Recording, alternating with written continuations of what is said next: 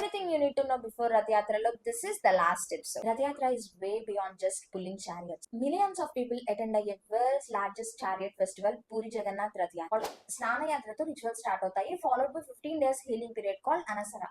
ఆ 15 days లో devotees ని దర్శనానికి అలో చేయరు. And next comes the day Rath యాత్ర. ఆ రోజు ఫస్ట్ డైటీస్ ని టెంపుల్ లో నుంచి చారియట్ లోకి తీసుకొస్తారు, దాన్ని పహండి అంటారు. నెక్స్ట్ చెహ్ర పహన్రా.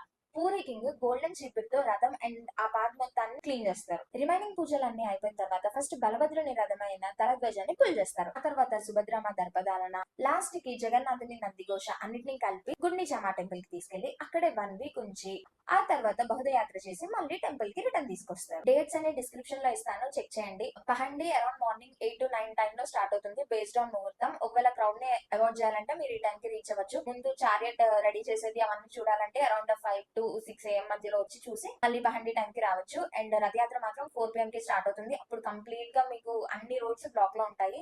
రథయాత్ర చూడడానికి ఓన్లీ గ్రాండ్ రోడ్ నుంచి మాత్రమే రావాల్సి ఉంటుంది. చాలా హోటల్స్ కూడా రూఫ్ టాప్ నుంచి రథయాత్ర చూడడానికి అలో చేస్తారు. సో మీరు స్టేజ్ బుక్ చేసుకునేటప్పుడు చూసి బుక్ చేసుకోవడం బెస్ట్ అంటాను. మీకు ఏ డౌట్స్ ఉన్నా కమెంట్ సెక్షన్ లో మెన్షన్ చేయండి, నేను అన్ని ఆన్సర్ చేస్తాను. ఒకవేళ ప్రీవియస్ వీడియోస్ మిస్ అయితే ఇక్కడ లింక్ చేస్తాను, చెక్ చేయండి. అండ్ ఈ వీడియో సేవ్ చేసుకొని మీ ఫ్రెండ్స్ అండ్ ఫ్యామిలీకి షేర్ చేయడం అస్సలు మర్చిపోకండి.